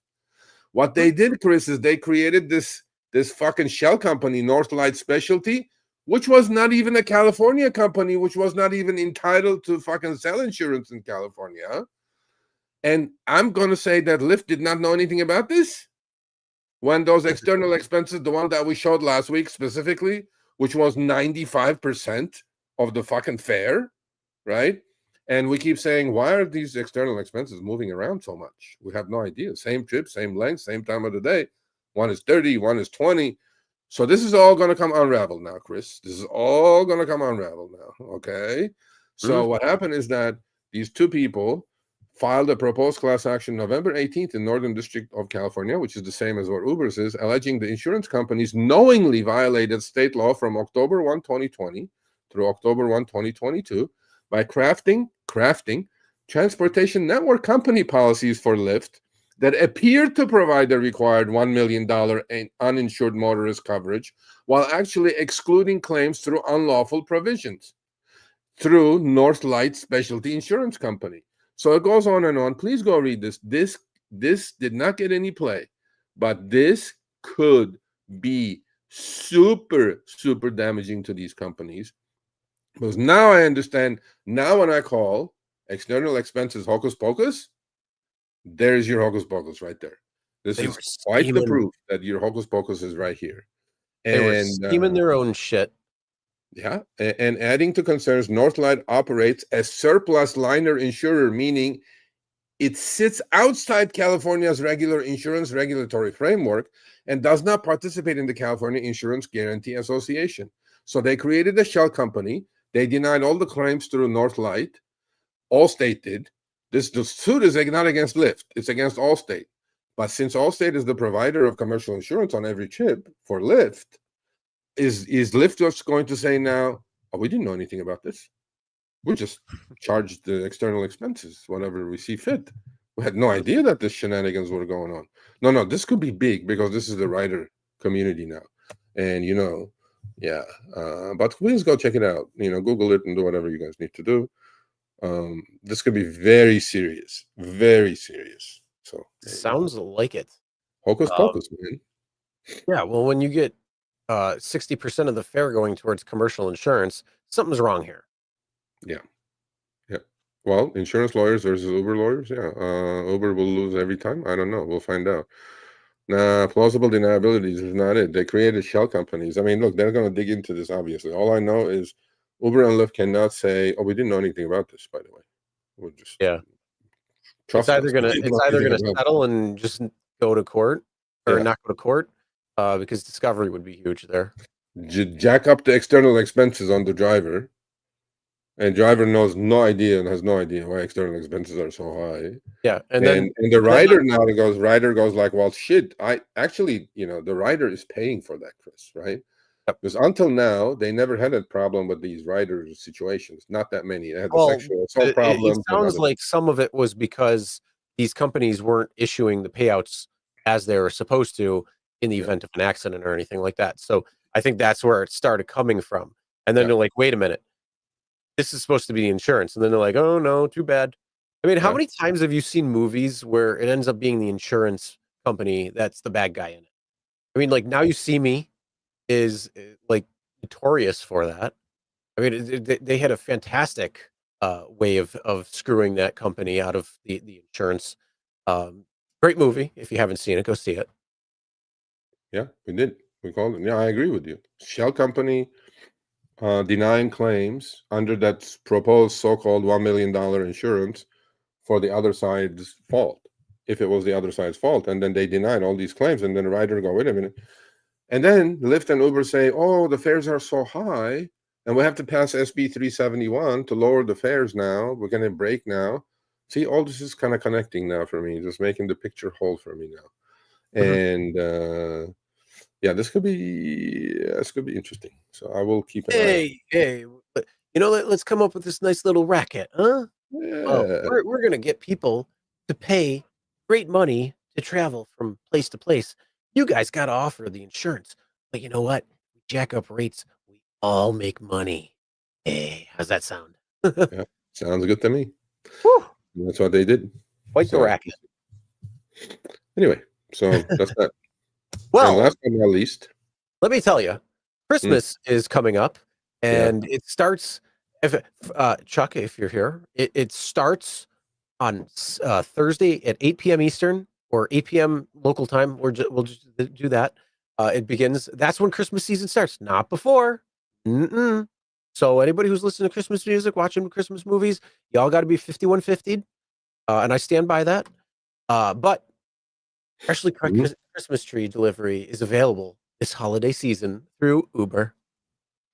You can do this in your car. You have a perfect car for it. Woo. You mean you're not going to do it? You're not going to go. You're not going to go to a Christmas tree yard and buy a tree and and deliver. I like the idea. I do. I think it's nice. Okay. But when it comes as a driver, I don't want that stuff all over my car.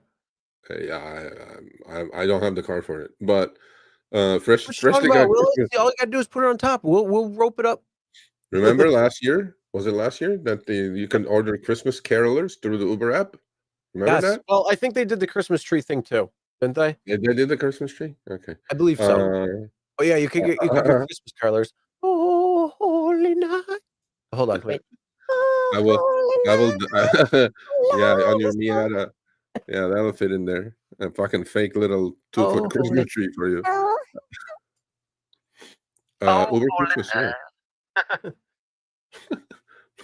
So the rules and regulations. There are rules and regulations. You can't just go pick up a Christmas tree. You have to go shopping, by the way. So below are some of the more details. Where the Christmas tree section. There's like rules and regulations for this shit. You can't just go, yeah, I'm going to deliver Christmas trees and make families happy. You guys have to read all this shit. And there are like, you can't just, I mean, your car will be scratched to shit. There'll be pine needles everywhere, I'm pretty sure, or some mud and dirt and shit. Or if you tie it up on top of your car, maybe that's one way to do it. and you have to. I'm not sure if you have to buy the tree and then deliver it, and then you get paid. Because it says Well, it's what is shop the and deliver, checkout? so it's a shop and deliver, so it looks like you could Shop just and order deliver. through the Uber app as a customer, and then they'll send a driver to go pick it up and deliver it.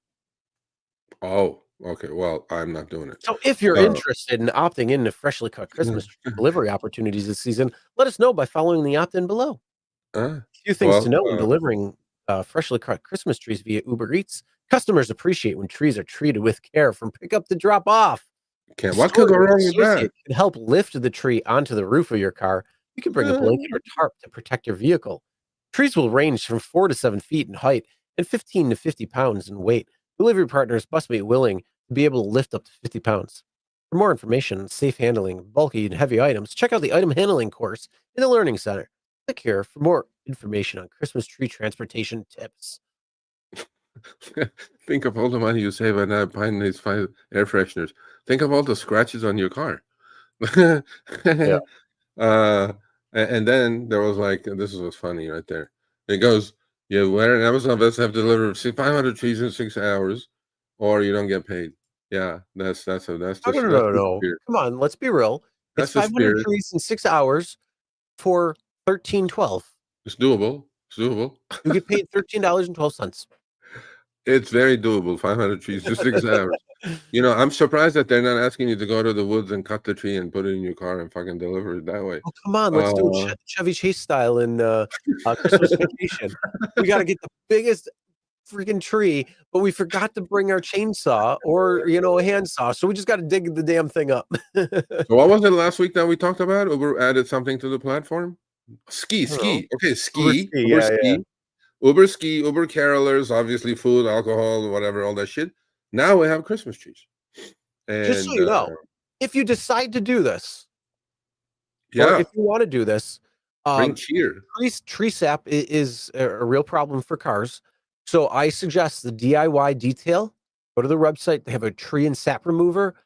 Best, amazing, most greatest stuff when it comes to getting that stuff off your car. So if you want to do this, we're having fun knocking it and all that, because yes, you risk damaging your vehicle. But for those who do want to take this opportunity, who want to share helping people be able to get Christmas trees, it is a noble thing. But isn't the But fun when it of comes down to Christmas? it, DIY detail, tree and sap remover, fantastic product. I use it. If you want it because you're doing it, also use it too. But isn't the fun of Christmas if you use a real tree? Okay, go with your family, with your kids, pick a tree and take it home and decorate it and all that shit. And ain't nobody got time for that. Oh, because the economy is so bad. I got you. Yeah, because Ain't we have to nobody work got time like for that. 12 jobs to fucking make ends meet now.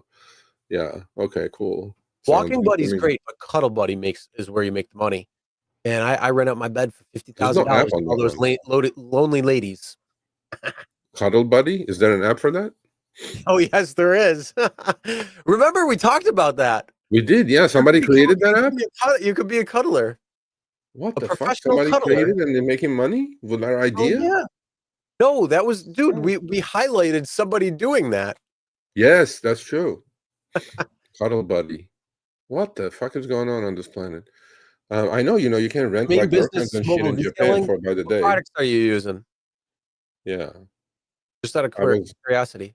I don't know if it was an X or not, but I There read you it somewhere go. that You can verify DIY's bug and tire remover is excellent. Yes, I love there their you go. products. They got some great products. If Keith says it, we believe it.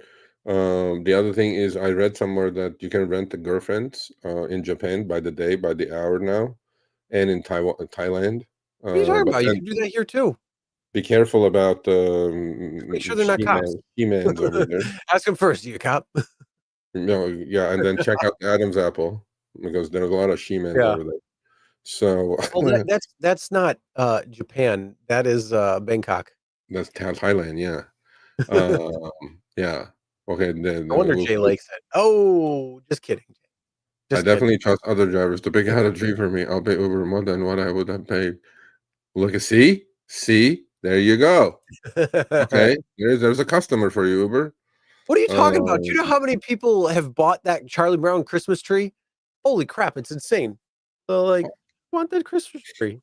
Anyway, so I mean, you know what? If one of you guys does this, and watching later, whatever, please email me and see. Just tell me like how this went, what an experience it was, because somebody will do this. I'm pretty sure. I mean, there's a demand for it, and Uber created Well, you know what? Here's the thing. Hey, if you want to make money, I mean, you could do it. You could put down a protective blanket on your car. You know, go grab a moving blanket from Harbor Freight. Something. Okay. They're tying it down.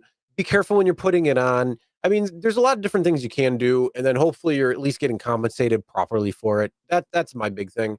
But yeah, like I say, if you want, get that sap remover from DIY okay. Detail. Do you Great think product. do you think the compensation is going to be fair? I don't know. Probably not, but I mean, okay, what would you say? Okay, so what if you were doing this? What would you say your compensation should be? well, And Dinesh let's say Dinesh from the wants 3 13 yard to the house is 10 miles. That's it, 10 miles. Dinesh wants 13 lakh. What? What? What? You'll get Okay, that later. I would say minimum of $50 minimum with a They're tip. not going to give you $50 to deliver a Christmas tree. That's more than the tree itself. Come on. No live tree is fucking $50. Trees are $400, $500, $600, bro. What are you talking about? Maybe in LA where there's no trees. They are. I could go They to are. the I tree just went and factory looked. and pay $75 for a Douglas fir. Well, that's fucking Buffalo. That's why. Yeah, so know your market. Yeah, I'm gonna fly to Buffalo and get me a tree and drive it back to California. No, just Yeah, go, I go. don't think it should be anything less than $50. I don't know, but all I know is Dinesh says he wants 13 lakh. What the fuck, Chris? Anyway, all right. So, Hanukkah bushes? I don't know, bro. I don't know any of that shit. I'm not too religious, but our tree is up, although the lights are not working on it. And I'm supposed to go fix that shit as if I know anything about any of that. Just take the light and wiggle each one. That's all you got to do. Find the loose one. It's an 8-foot tree. It's an 8-foot tree with 600 lights on it, bro. Are you fucking kidding me? I'll be 60 years old before I fucking play with it. I just say throw it all out, go buy new ones. That's what we'll do. It's not a fucking chance. See, good trees are 300 plus in Chicago. Jesus, $75. I mean, what age are we in? Look, instead of buying in Chicago, go to Aurora. Come on, go down the street to Aurora. Don't stop in Naperville because they'll screw you in price there because it's all the rich people that live there. Go a little bit further to Aurora, and you're good. Okay, I'll bet you anything. You'll get. I guarantee you'll get it for $75 too. Okay, Buffalo must be the cheapest Christmas trees on the planet. It's $75. You can't even get a Happy Meal for $75, bro. What are you talking about? No, you can't get. You know what? I think McDonald's is more than Five Guys now. Honestly, yeah. Go to Five Guys with your family of 5 now. Go fucking get out of there with 75. Not a goddamn chance. There you go. $40. $40. What? Gary, like this? Indiana, baby. Like a foot tall? What? Okay. Well, see, here's the thing. You fail to remember. You fail to remember. Cities don't have big, massive tree farms. But if you go to a place that has more trees, that means there's more supply. Supply and demand dictate price. We've well established this already. Okay, then. Well, I get the supply demand part. Go a little bit south to or where what you call it, Gaper or whatever the hell it is. Go there. Come on. Well, they started popping up all over around me. The Christmas tree. What do you call those? I don't know. Selling whatever. And yeah, like an 8-foot decent tree is nothing less than like $300-400. Yeah, and delivery. But then now that Uber has it, maybe I'll have it get delivered by an Uber guy. See, what I would do is I would just go down Hollywood Boulevard, cut down a palm tree, and take it home. That's my Christmas tree. Imagine delivering a Christmas tree and not getting tipped. Yeah, I wouldn't doubt it. It will happen, I'm sure. See, Charleston, $200 apparently. Apparently, that's the key word there. That's a good one. Hey, 75 if you purchased from a crackhead that stole it. Yeah, there you go. Hey.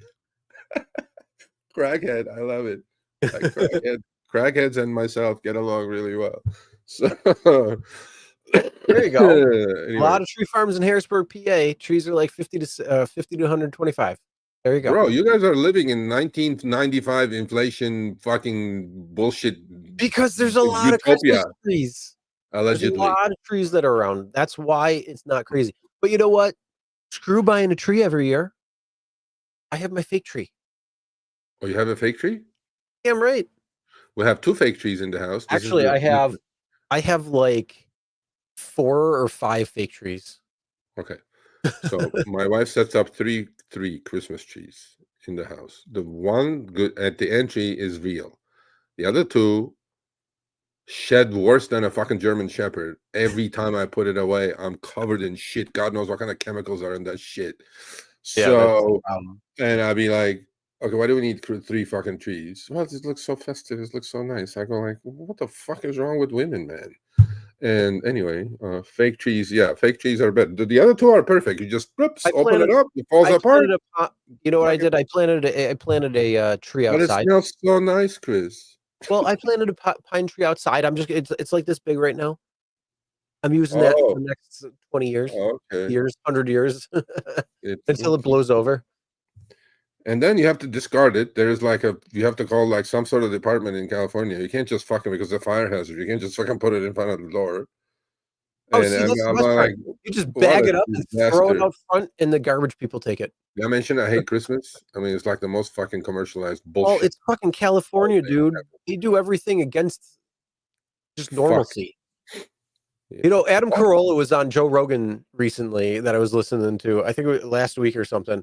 And he was talking about how even still, there's like 5 or 6 permits that have been issued in all of Palisades so far, Yeah, I know. which That is I know. insane. Yeah, I watch a little bit of that. Yeah. Well, that's because we have a thing called Bureaucracy? Shit. well, no. This is beyond bureaucracy. I had 2 friends that lost their It's houses, one in super Pacific bureaucracy. Palisades, one on the beach in Malibu. There's a thing called coastal commission in California. Okay. Meaning Everything's you gotta come in. cannot even put a nail in your house without getting an approval by the coastal commission. No joke. I'm serious. So even if you had the architect ready, city ready, plans ready, because then the coastal commission has to figure out how it's going to look looking from the ocean side as if there are people fucking on the ocean looking at your house. You know what I mean? Mhm. And coastal commission is impossible to pass anything through. So there you go. Yeah, That's well, Palisades will never get. watch one of the latest videos Graham Stephan did too. He's talking about how I did. when he He's built leaving LA. I yeah, watched the you saw one that? with the And thing. then Yeah, he's talking about every freaking thing, just building this property, and it's yeah, like, an you gotta ADU. be kidding me. Yeah, he was No going thanks. to build an I'll go to ADU, and he quit. Missouri where there's no freaking codes, and you're good to go. Yeah, for You're sure. just like, oh yeah, it looks good, perfect. All right, we're good. What Home Depot is that, bro? Where do you guys live? $40 at Home Depot. You can't even fucking you can't get duct tape at $40 bucks in See, this is California at Home Depot. hey, you're paying $7 for gas. You're paying $300 for a Christmas tree, and probably 60 cents a kilowatt hour at this point now. We are not the rest of the world. I am yeah, That is why I'm you should screwed leave every weekend. California. I got you. Yeah, I'm screwed. Well, either Anyway, way, you know, it is Tuesday, and this is one of the busiest travel days of the year. Tomorrow is also going to be pretty busy. So if you have some popular airports around, that is definitely a spot that you want to hit up. Tomorrow night is also a huge bar night. So if you like taking people, but you don't want to pick people up, hit the bar early, like 8 to 11 or something. You'll get the people going to the bar. But trust me, it is a crazy bar night. So there's going to be a lot of people out. So if you want to see some surges, it's going to be after when things are starting to shut down and all that. So yeah. you know, these are definitely the next few days are going to be some great days to get out there and make some money, especially if you're looking for, you know, paying for a $200 Christmas tree. Apparently, $400. fuck that, No, seriously, 8 foot, bro. 8 foot, like $400. dude. Go across the mountain into the other side. Chop down a I freaking live next to the mountains. I have pine trees in my backyard. You think I'm gonna fucking take a chainsaw and cut that fucking thing and put it in my house? yeah. Anyway, Cut it down. All right. So listen, folks. Happy Thanksgiving. Number one. Number two. Be safe. Please have a dash cam. Number two. Like Chris said, this is the busiest. This year especially, they said 85 million people are going to travel by boat, car, train. Most of it on Uber. And for all those people around the Great Lakes, good luck, because Freeze there's your asses. supposed to be a winter storm. The day after Thanksgiving is obviously Black Friday, so be careful with that. But Saturday will be also a massive travel day, going to airports, not from, going to airports. So Well, you got people that are going to airports and then getting rides from airports. So yeah, you will, and you will. Happy Thanksgiving to everyone. Please be safe out there. We love you. Oh Gobble, fuck, gobble. we forgot to mention the petition. I will mention it next week. Sergio made an open letter to both DK and DR, and he made a video on it. Go check out that video. So you check out the video. Go check out the petition. community page. The link is there. Please sign the petition if you agree with it. If you don't, it's okay. Much love to you all. Please be safe. Turkey contains tryptophan, which will put you to sleep. So be careful after you go to not if you get a little caffeine kick beforehand. Have some Celsius. 200 milligrams of 200 milligrams of caffeine. Ooh. Thank you everyone for watching. Enjoy. And what else? Don't ever do what that driver did. He deserves to get shot. No, nobody did. He deserves to get some financial literacy sent to his way. He's in financial hell for a long time to come. That's where he can just walk away from that damn car, and he should. It's called there's voluntary possession. I go, hey, come fucking take the keys. I can't pay. Yeah, I mean, you'll fuck up your credit for 7 years. But and then, honestly, he's young. He's only 29. Honestly, from what I hear, they're not even going to be using credit scores to find your mortgage. What? Yeah, you didn't hear that? They're looking at not using credit scores for mortgage.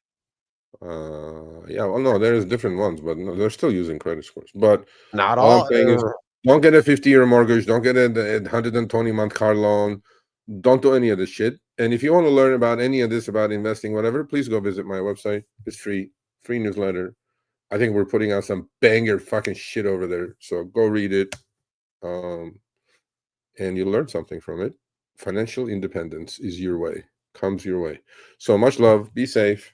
Chris, happy Thanksgiving, my man. I don't know if we can do this week after week because of what we know what's going on, but hopefully we can. And that's it. All right. Well, you guys have a great rest of your week. Enjoy Thanksgiving. Eat some extra turkey. Get out there and make some money. We'll see you next week. Oh, and besides, send some screenshots of how much you've earned this week being out there. We want to see some $3,000 or $4,000 weeks. Well, there's this week. You know, I mean, if okay, let's do this. If you guys get cracked 2,500 this week, all the way to Sunday, that's when your week ends. Send me the screenshot. Sergio@therideshareguy.com. So Sunday to Sunday, $2,500 weeks. Send them to me. Lyft or Uber or combination of both. Sounds good. All right, we'll see you.